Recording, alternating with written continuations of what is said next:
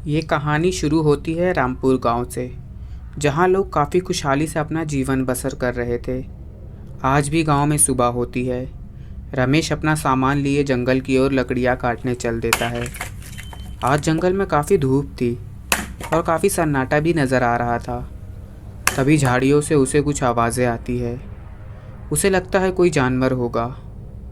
उस जानवर की आंखें बहुत लाल दिख रही थी। रमेश जानवर को भगाने लगता है, लेकिन तभी उसकी गर्दन पर तलवार चल जाती है और उसकी मुंडी कोई उसके घर के पास जाकर रख देता है। थोड़ी देर बाद रमेश की पत्नी बाहर निकलती है तो देखती है रमेश की मुंडी पड़ी हुई है। ये देखकर वो काफ़ी ज़ोर ज़ोर से चिल्लाने लगती है और वहीं पर बेहोश हो जाती है। ये देखकर गांव वाले भी काफ़ी डर जाते हैं और उसकी शिकायत नज़दीकी पुलिस थाने में जाकर करते हैं।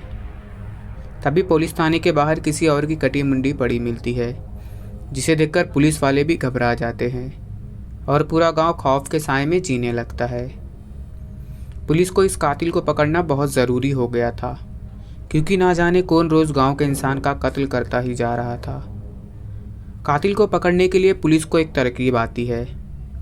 पुलिस का एक सिपाही गांव वाले के भेष में उसी जंगल में लकड़ियां काटने जाता है, लेकिन उस दिन कोई नहीं आता।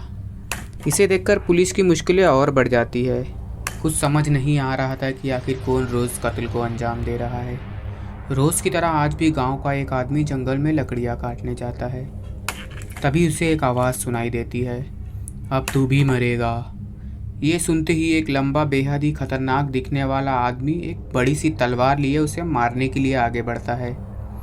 वो आदमी उसे मारने ही वाला था कि वो गांव वाला किसान उस पर गोली चला देता है और वो गोली सीधे उसके हाथ पर जा लगती है, जिसकी वजह से तलवार उसके हाथ से छूटकर नीचे गिर जाती है और वो घायल हो जाता है। जो गोली चलाता है वो कोई और नहीं, उस गांव के एसीपी का बेटा था, जिसे खुद एसीपी ने ट्रेन किया था, क्योंकि उन्हें पता चल गया था कि उनके कोई डिपार्टमेंट का आदमी उस कातिल से मिला हुआ है,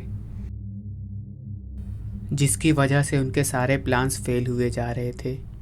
तभी पुलिस वाले को उस कातिल का चेहरा देखकर यकीन नहीं होता है कि ये कातिल हो सकता है।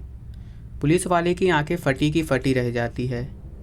दरअसल पुलिस वाला जिस कातिल को देखता है वो कोई और ही नहीं, उनके ही डिपार्टमेंट का पुलिसकर्मी था, और इसकी वजह से पुलिस की सारी तरकीबें नाकाम हो जा रही थी, क्योंकि उनके डिपार्टमेंट का आदमी ही कातिल निकला। इसके बाद पुलिस वाले उस अपराधी को पकड़कर जेल ले जाते हैं। उससे पूछताछ करने के बाद पता चलता है कि वो एक बार इसी गांव में आया था। उस वक्त उसकी पत्नी बहुत बीमार थी और साथ ही उसका एक बच्चा भी था, जो एक दिन से भूखा था।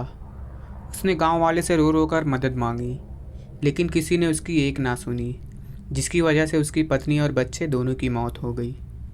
उसने कहा कि वो इस मौत का सदमा बर्दाश्त नहीं कर पाया, जिसकी वजह से वो इसी गांव में पुलिस की ट्रेनिंग लेकर सारे गांव वालों को एक एक करके मारने लगा।